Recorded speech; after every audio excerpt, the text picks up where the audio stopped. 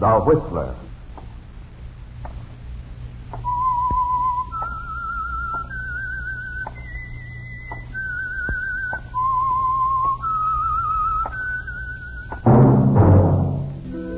And now the Whistler's strange story. Solid Citizens.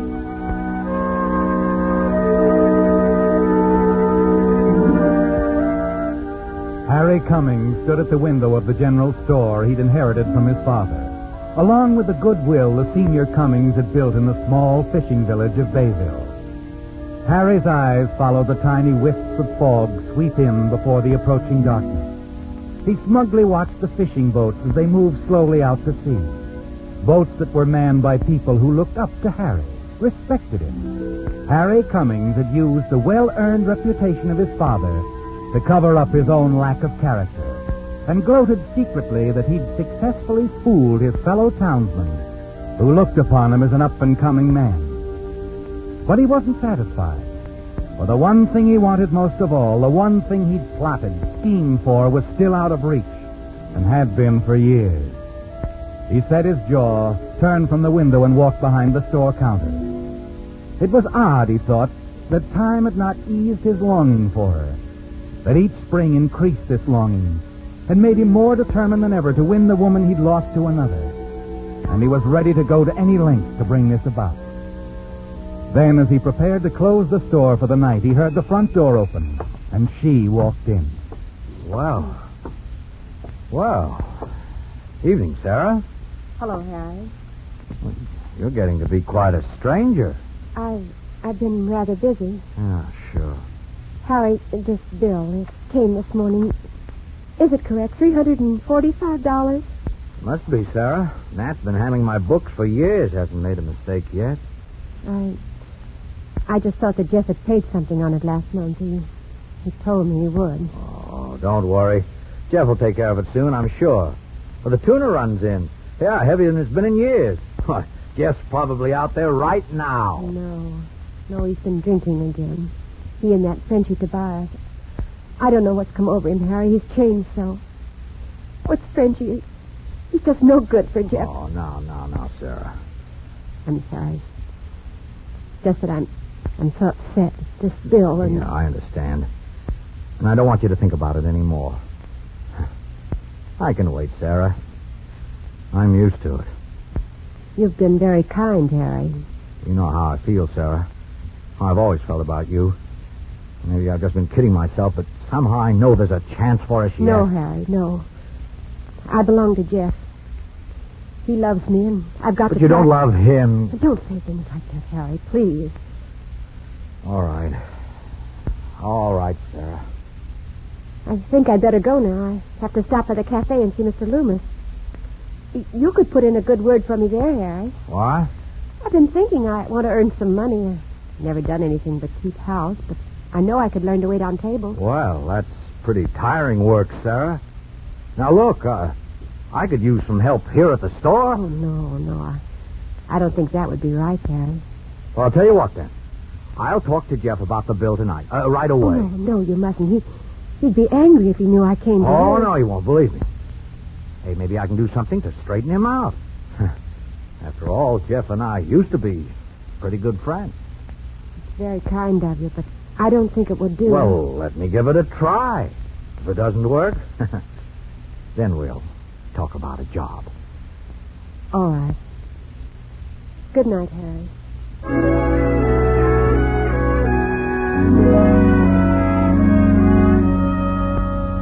Yes, Harry. You're going to have a talk with Jeff for her sake, and for his, too. That's what Sarah thinks. A noble gesture, isn't it? But you meant every word when you said you'd do anything for her. Yes, anything. Even though the law says she belongs to another man. You know you're smart enough to change all that. And it will happen sooner or later. And one day she'll be Mrs. Harry Cummings. Moments after she's gone, you close the store, throw on your top coat against the chill of the wetting fog, walk 2 sand-gritted blocks to the wooden dock. You can hear the easy slap of the bay against Jeff's fisher, the throaty blast of a steamer beyond the bay's mouth. You climb aboard the small boat and make your way along the cluttered deck, and then stop before the cabin door.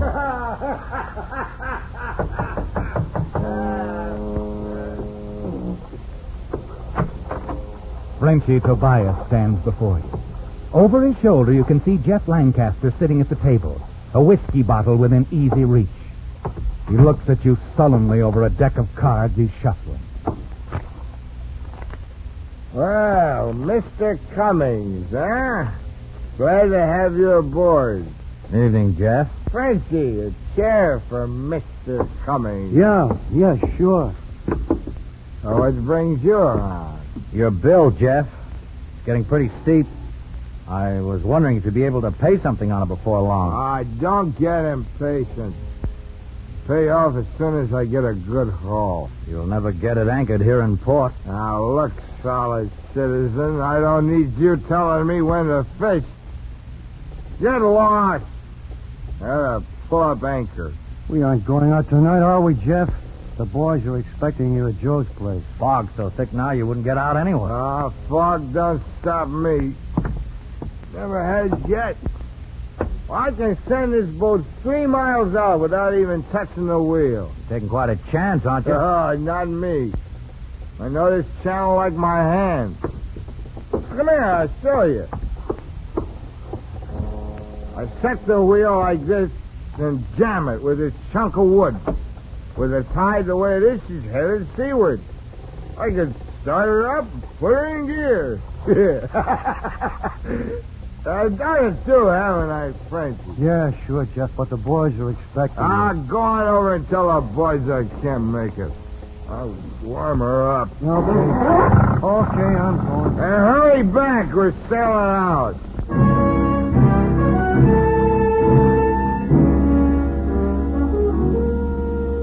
You're alone with Jeff now, Harry.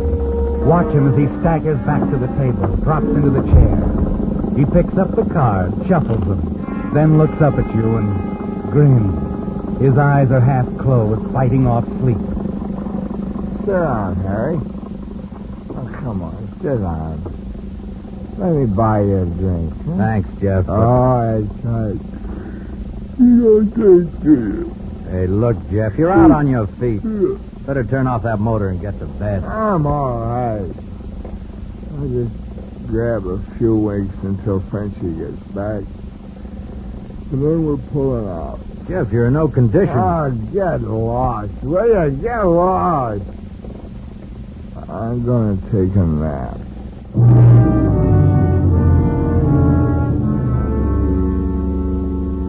You watch him slump face down on the table. Your eyes swing around the cabin to the controls. You stare at the wheel jammed with a block of wood. And then suddenly the thought hits you. The sound of the motor begins to pound into your brain, and Jeff's words come back to you. I set the wheel like this.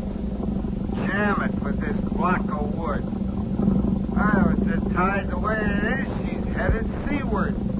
I could start her up, put her in gear. You look back at Jeff, sound asleep. Then slowly you walk over to him and stand there for a moment. Then you reach over to the shelf behind him, and your hand closes around the heavy monkey wrench.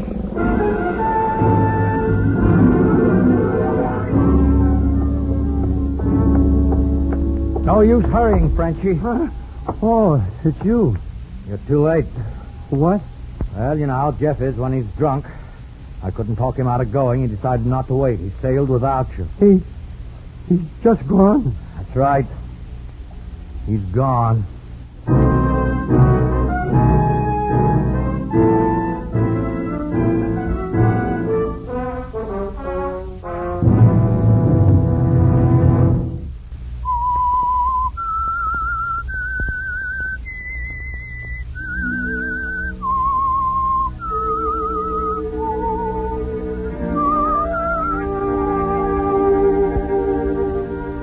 You've schemed, plotted many things, but the thought of murder had never occurred to you before, had it, Harry? And suddenly it was there, as you stood over the sleeping Jeff Lancaster in the cabin of his small fishing boat.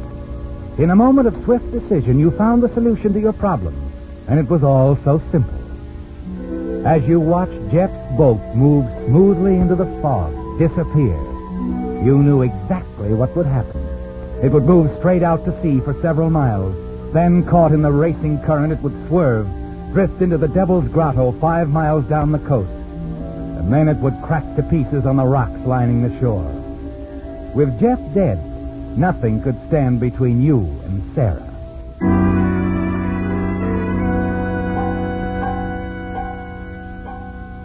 You wait anxiously in the days that follow for news of the tragedy to reach the village. On the street, in your store, in the Starfish Cafe, the talk is all about Jeff. Say, Mr. Cummings, I understand you were the last one to see Jeff that night. That's right. I guess I was. Tried to talk him out of sailing, but he'd been drinking. Wouldn't listen.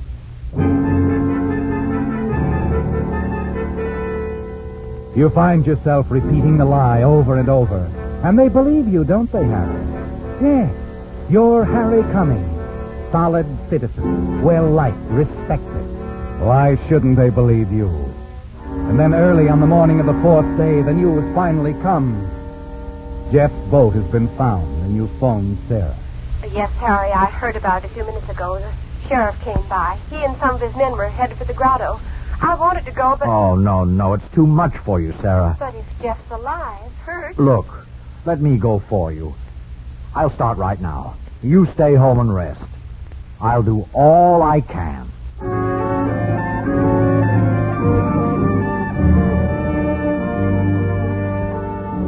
3/4 of an hour later, you park your car high on the cliffs overlooking the treacherous grotto. Below you, a rock-torn gash in her hull, Jeff's boat lies on a spot of sand beached by low tide. There are several men standing around the battered fissure, among them Sheriff Tanner. You make your way down over the jagged rocks and approach the sober-faced group. Hello, Sheriff. Boy. Oh, morning, Mr. Cummings. Morning, Harry. Well, you came down the hard way. Easier path just north of here. Well, Sarah, Mrs. Lancaster asked me to check. Actually, she's not feeling well. Mm-hmm. Jeff, did you find... No, he's not around. Washed overboard, I guess. Oh, I see. Funny thing, though, the way the wheel is set in place with a block of wood. Oh, quite a few fishermen use that trick, Sheriff. Holds the rudder in place while they work with their line. That's right. Jeff used to set it that way. Let the boat steer itself through the bay. Made sort of a game of it. Uh-huh. Well, looks like he played his last game. I wouldn't be too sure about that. After all, the rubber life raft is missing. You know, Jeff could be on that. What? No, I don't think so. Coast Guard's been on the lookout. They'd have found him. Maybe. But he could have been picked up by another boat, you know.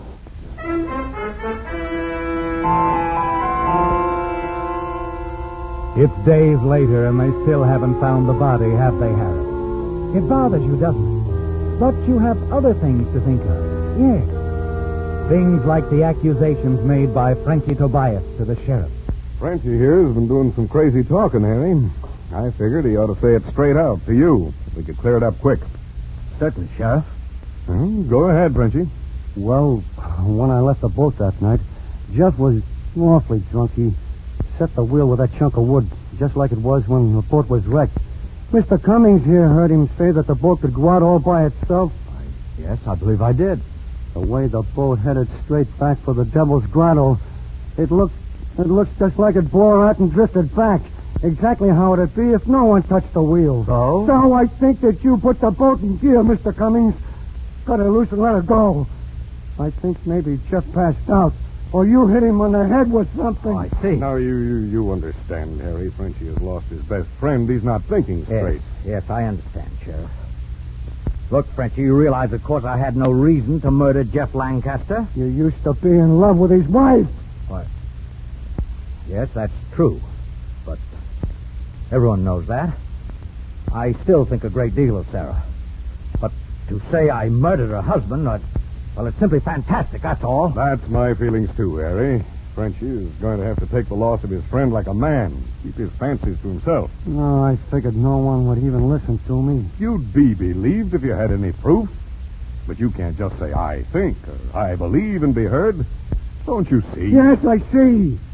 That ever since I was a kid and kicked around by my people, I never had a chance till Jeff took me in. Jeff certainly had his good points. He gave me a job, treated me human. I hate this town. If I had the money, I'd leave. Now cut that stuff out. Easy, Sheriff. Like you said, he's lost a friend, a good one. And we must understand. He needs help. And I'm willing to lend a hand. Frenchie, look, I'm buying a fishing boat. You're not only going to work on it, you're running it. Huh? Well, you're making fun of me. No, I mean it. Harry is making you a most generous offer, Frenchie. Well, I guess so. Yeah. Oh, why am I always so wrong? Well, now, how about it? Are we partners? Well, I guess so. Sure. Well, you might thank him. Well, thanks. Thanks, Mr. Cummings. Very much. I'll see you later.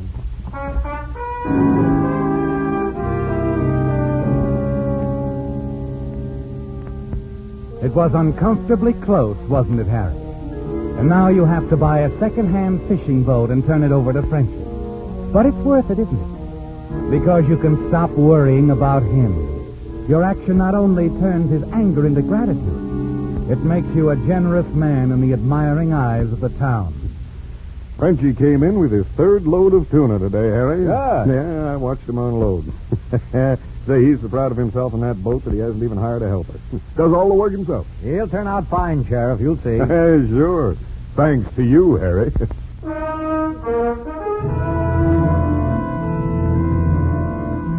It's been 3 weeks since Jeff's broken boat was found in Devil's Grotto.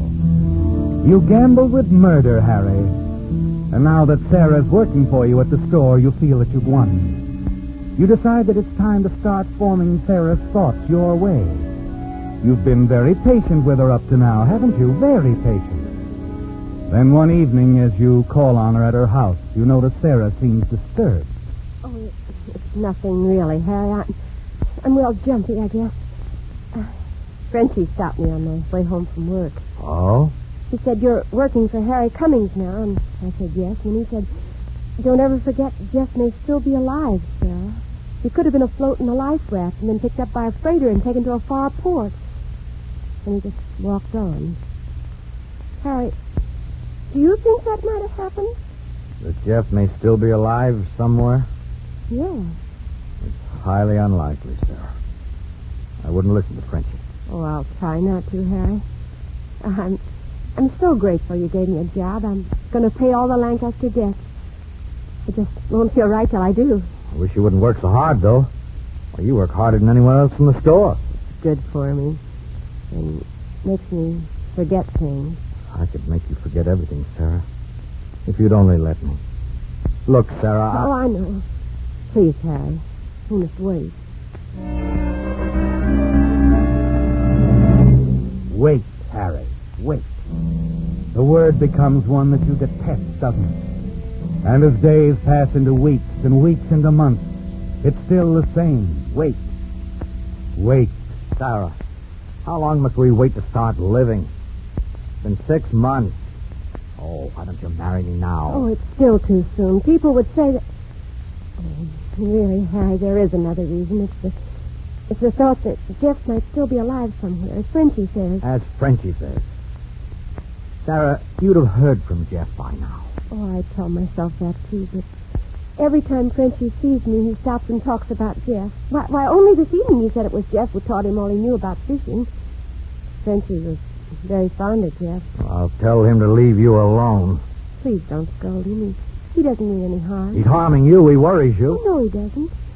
He reminds me of Jeff, yes, but I suppose I think of him anyway. More coffee, Harry?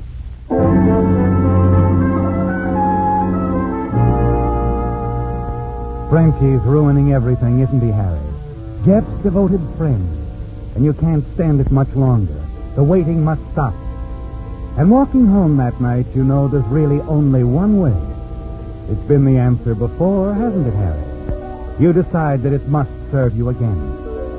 You walk past your own place that night, thinking it all out, step by step, discarding one method for another. And then, quite suddenly, you have it. And it's simple, isn't it? All you have to do is make sure of one thing. You do the very next day. Frenchie? Oh, Frenchie. Yeah? Oh, Mr. Cummings. Hello there. How was it today? Oh, fair catch, Mr. Cummings, but I came in early. Oh?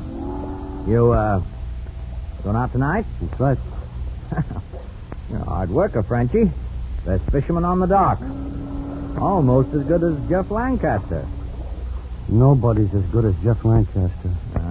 He was a good teacher, wasn't he? Jeff? He taught me all I know. Yeah, sure he did. Say, you use the same method, don't you? Even the block of wood on the wheel and all that. Oh, that's a good idea. A man can run his boat and get some rest, too. Yeah, I suppose so. And speaking of rest, Frenchie, you better get some for tonight. Well, I was just going up to my room, Mr. Cummings, making sure the boat was ready, that's all. Well, I'll see you later. Yeah, sure, Frenchie. Sure you will.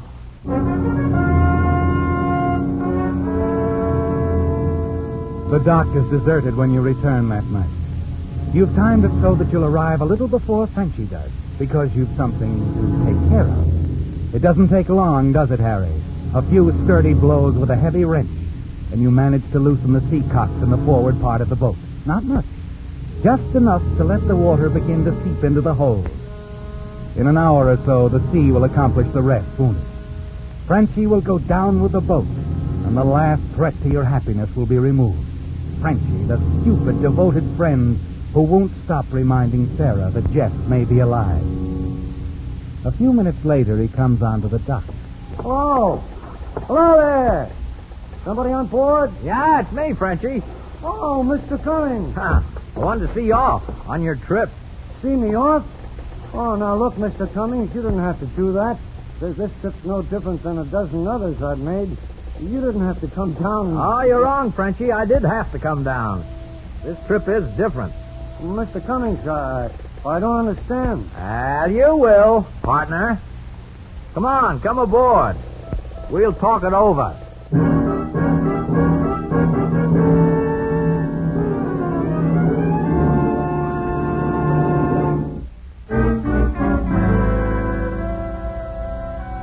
It's almost over, Harry. You have the monkey wrench in readiness. The same one you used to knock the sea cocks loose. And you know that at this moment, water is already seeping into the forward hold. You're both in the cabin now, and you have only to knock Frenchie out and send the little boat out to sea. Anyway, in an hour or less, there will be enough seawater in the hold to sink her. Sink her deep. And then suddenly Frenchie has something to say. Something that surprises you. I don't know how you found out, Mr. Cummings. You seem to figure these things... Anyway, you're right. This was to be a different trip. What do you mean, Frenchie? Well, I planned to run away. Steal the boat? Oh, no, I'd have sent it back somehow, but I wanted to leave this town, Mr. Cummings. Get away, go places where I'm not always reminded of Jeff. You're a good friend. Yeah. You've been a friend, too. Only I haven't been very grateful, I guess. Oh, you've been all right, Frenchie. Anyway, it doesn't matter. Yes, it does. You were trying to help me. And all the time I hated you. Thought things about you. Well, never mind that now, Frenchie. But I do mind. Jeff would mind, too. He wants Sarah to be happy with you or somebody. So I'm going away, Mr. Cummings. Now, wait a minute. Sure, I know you want to stop me because you're kind and good. Well, you're not going to stop me, Mr. Cummings. Forgive me for this, but I'm not going to ruin your happiness anymore. Forgive you for what, Frenchie? I For don't... this!